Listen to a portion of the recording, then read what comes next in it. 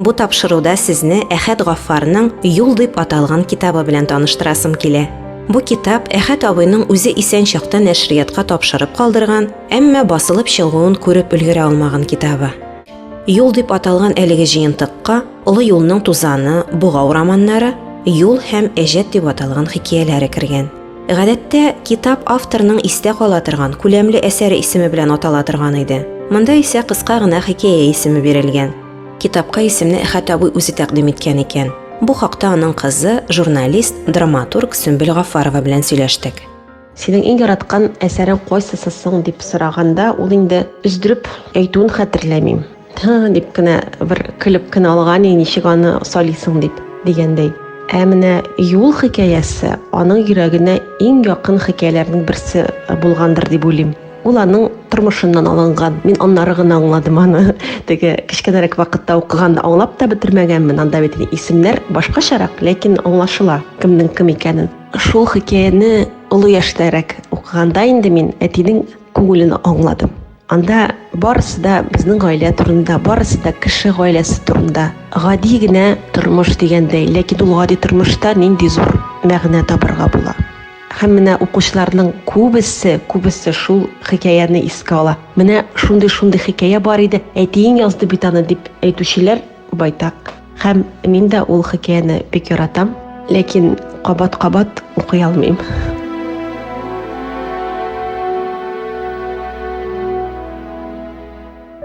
«Юл» китабы әдәбият белгече Рифат Сверигинның Әхәт Гаффар иҗаты турындагы мәкаләсе белән ачыла. Ул әлеге мәкаләдә Әхәт Гаффарның тулаем иҗатын анализ ясый. Ул язучы турында булай ди. Әхәт Гаффар бәхетле иҗади язмышка ирешкән әдип, чөнки ул үз халкына кирәкле сүзен өздереп, кистереп әйтә белде. Үз укучысын, тамашачысын, әдәби шәкертләрен тапты. Туган якларының олы әшнәк болыннарына, шишмәләренә сокланып, аның матурлыгын тоеп, андагы һәр җан иясенең, сандугачларының җырын тыңлап, күкләренең моңын аңлап яши белде.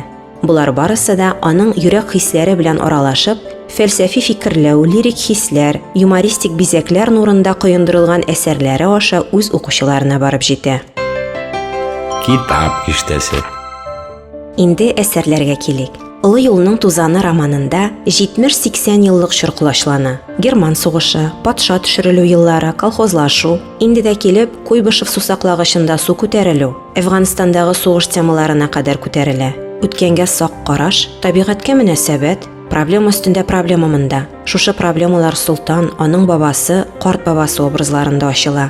Әсәр 70 ел элек кайтарып күмелгән патша армиясе полковниги каберен мәсхәрәләүдән башланып китә. Кабер тынычлыгын бозучылар Әфган сугышын кичеп кайткан Степан белән аның классташы Солтан. Китаптан юллар. Эштәге караңгылыкка күзе яләшкәч, Солтан тегеннән үзенә текәлгән караш белән очрашты. Анда икона сөялеп тора иде. Аңа йөзе сагышлы, карашы моңсу һәм кырыс хатын сурәте төшерелгән. Ул сурәт нидер бирергә дә тели сыман, нидер таләп тә итә иде шикелле. Кирпеч тузаны аша Солтанга соры баш сөягенең буш күзе дә текәлгән иде. Солтан шиткә янтайды. «Ни бар анда?» дип сорады Степан. «Үзең кара, син ашкандың иш». Зелпе куага арасына бая очып киткән кош әйләнеп кайтты. Йомыркаларын суытасы килмәгән инде. Пырылдап икенчесе дә килеп җитте. Кабер һавасын күкрәгеннән кысып чыгарырга теләгәндәй, Солтан тирән итеп сулыш алды. «Я», диде ул, «күңелең булдымы инде?» «Казанская Богоматерь» дип пышылдады Степан. Укына ук башладыңмы? Чукынып та ал. «Иконаны әйтәм мин, икона Казанской Божьей Матери янда».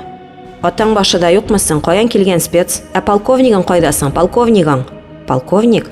Әнә иш баш сөяге ята, аныкыдыр». Кызыксыну алдырды. Яктылыкны капламас өчен муенын җайсыз сузып Солтан ишкә карады. Бая күргәненең көтелмәгән тәэсиреннән арынган иде инде. Бу юлы әсәрләнмичә, салкын акыл белән күзәтте. Баягыча ук игътибарын иң әүвәл икона сурәте җәлеп итте. Рәсем күңелгә иңеп керә иде кебек.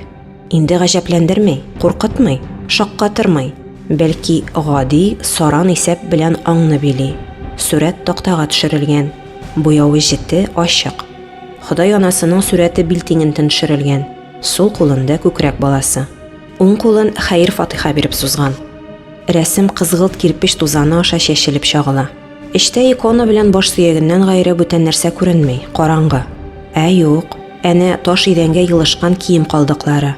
Тагын шул кием өстенә сузып салынган чәч толымы. Калын, сары чәч толымы. Китап киштәсе. Үлгәннәрнең тынычлыгын бозу фаҗигагә китерә ди халык. Егетләр төрбәдә күмелеп кала. Шулай да чыга алалар. Төрбә авызы ачык кала һәм ул кемнедер көтә. Кемне? Бу романдагы бер сюжет линиясе гына. Икенчесе зур балык фаҗигасы. Зур судан умарталык шүннигенә кереп калган улы балык фаҗигасы. Шаныш баба аны ат белән өстерәтеп яңадан суга җибәрергә теләсә дә булдыра алмый. Кешеләр балыкны тураклап бүлешергә дигән карар чыгара. Шаныш шул кояш астында үзенә чит булып әверелгән кешеләрдән өстен хәлдә торды да, барысын да ташлап әкрен генә читкә, корыган имән төбендә ниндидер язгы гөлнең шәмәхә чәчәге күренгән тарафка китеп барды. Ахыргы мәлдә ул үзенең күләгәсен урталай бүлеп, балыкка якынайган пычкы тасмасы күләгәсен абайлап өлгерде. Һәм кинәт тирә-якка кырпы балыгының көчле мөгрәүе таралды. Мөгрәү кинәт тынды, тирән бер сулыш булып сүнде, сүрелде. Ат моны бөтен тәне белән сагайып тыңлады да, ышкылып беткән сары тешләрен ыржайтып, күптән булмаганча кешнәп җибәрде. Агач башларын кайнар җил бөгеп китте. Балкортлары ояларына ашыкты, умарта ярыгы төбенә укмашты. Кошлар сайраудан туктады. Тынлык урнашты. Җирдән кояшка кадәрге араны мотор гөрелтүсе генә тутырып тора иде. Кадерәк карашын күләгә шикелле тын гына барган Шаныштан айырды да, балыкның зур күзенә карады. Ул анда кулын сузып чәчәккә йелгән, ләкин кулын ярты юлда туктатып йөрәге турысына күтәргән, аннары кинәт җиргә ауган атасының чагылышын күрде. Гаделсезлекне күрә алмаган Шаныш Наймушин җан бирмәде, аны күкрәгеннән көч белән кысып чыгарды. Ул җиңел үлем белән, җан газабы кичермичә үлде. Аның тормышны яратуы үзеннән таләп ителгән вакытта үләргә әзер торуы белән бер төенгә бәйләп куелган иде. Хәзер ул фәкать шул төенне генә чишеп җибәрде шикелле. Китаптагы икенче күләмле әсәр Бугау романы да 90нчы еллар татар авылы проблемаларына багышланган. Эчүчелек тә бар анда, авыллардагы башка әхлакый проблемалар да күтәрелә. Заманына хас булган демократия, ул елларда сөйләнелгән плюрализм да кирип киткән. Әсәрнең кайбер урыннарында хәтта Гогольнең мифик әсәрләренә хас сыйфатлар да күренеп киткәли.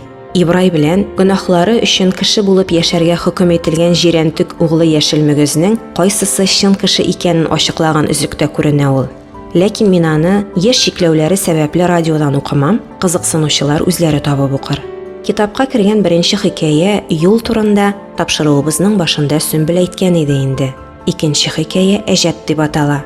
Бу хикәя Әхәт Гафарның иң беренче хикәясе.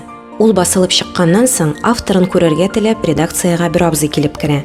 Әхәт Гафарны сорагач, мин ул дип җавап биргән какча җина гәүдәле яшь егеткә ышанмый да тора әле. Янәсе, шушындый яшь кеше бу хикәяне яза аламыни? Хикәянең сюжеты гади генә. Улы сугыштан кайтмаган Мәрьям әби төшендә козгын күреп уяна. Ахирәте бу төшне берәрсенә әҗәтен калмаган иде микән дип юрый. Әҗәте улына күршесеннән алып биргән ипи икән. Нәкыйбем үзе кайткач түләр әле дигән дә оныткан. Татарда бурычлы үлмәс дигән мәкаль бар. Бу әсәрдә әлеге мәкаль бөтенләй башка төрле яңгыраш ала. Икенче көнне таң белән урам буенча фермага таба ашыгучы кыз-кыркын хатыннарның сөйләшеп узганы ишетелде.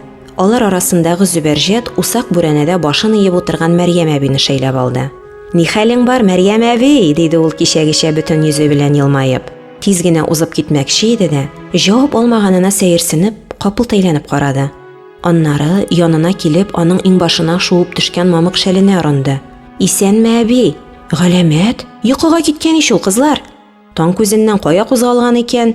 Яз дигәнең карт сөякне дә эретә шул». Карчык чая кызның тагын бер кагылуыннан уянып киткәндәй, авыртмыйм дигән төсле чак кына янтайды да аркана авып төште. Рәшәткәгә терәлеп калды. «Үлгән иш ул кызлар. Әни, үлгән кит әле булмаганны. Бүрәнәгә утырып үләләр димени?» «Эй, әби, ни яра халык җыелды». Мәрьям әби яшь бала кочкан кебек күкрәгенә кызарып пешкән бер бөтен ипи кыскан иде. Әлеге китапны Татарстан китап нәшрияты кибетләрендә Таткнига.ру сайты аша да алырга мөмкин. Шулай ук ул муниципаль китапханәләргә дә кайтып җитәргә тиеш. Соңрак аны китапханәләрдән алып укырга да мөмкин булачак.